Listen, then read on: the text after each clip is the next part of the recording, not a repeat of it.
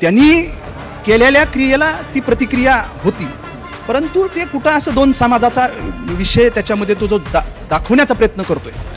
मी OBC चा नेता, ओबीसीचा काय मसीहा आहे का तो?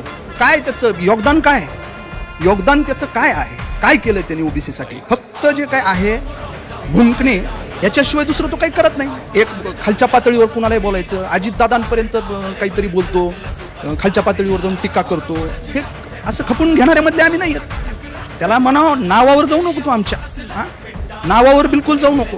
तुला वाटत असेल तर मी गोदाकाठचा वाघ आहे, गंगथळीचा वाघ म्हणतात मला.